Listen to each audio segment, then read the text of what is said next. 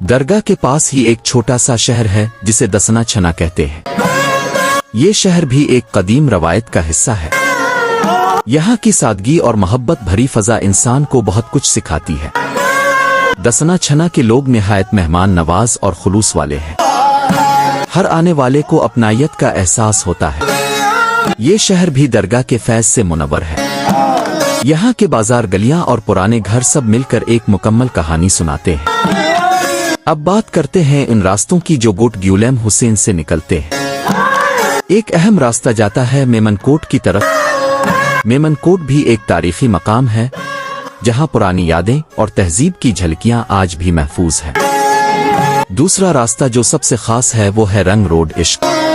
جی ہاں، ring road عشق یہ نام خود لوگوں نے رکھا ہے کیونکہ یہ راستہ بابا ستن شاہ کی درگاہ سے جاتا ہوا محبت اور عقیدت کی طرف بڑھتا ہے۔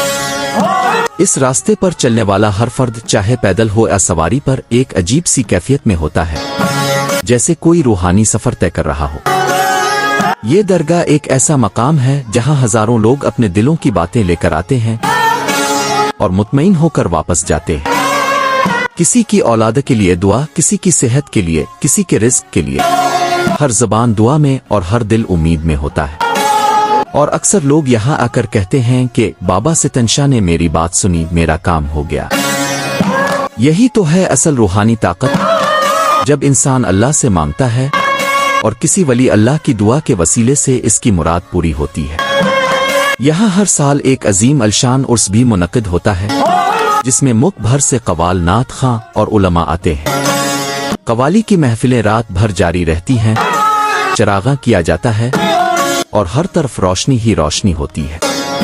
عرس کے موقع پر درگاہ کے اطراف پورا علاقہ جگمگا اٹھتا ہے۔ درگاہ کا آج کا ماحول بھی نہایت پرامن ہے۔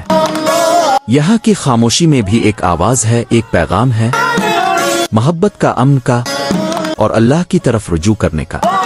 یہ درگاہ صرف ایک مزار نہیں، یہ ایک زندہ روحانی مرکز ہے۔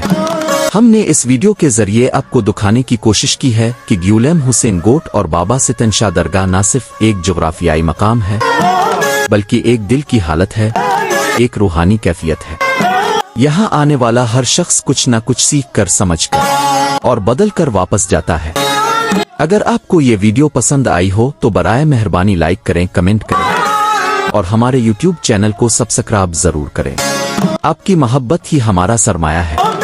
ہم آپ کے لیے پاکستان کے اور بھی خوبصورت اور روحانی مقامات پر ویڈیوز لاتے رہیں گے۔ اللہ تعالیٰ آپ کی تمام دعائیں قبول فرمائے۔ اللہ حافظ، دعاؤں میں یاد رکھیں۔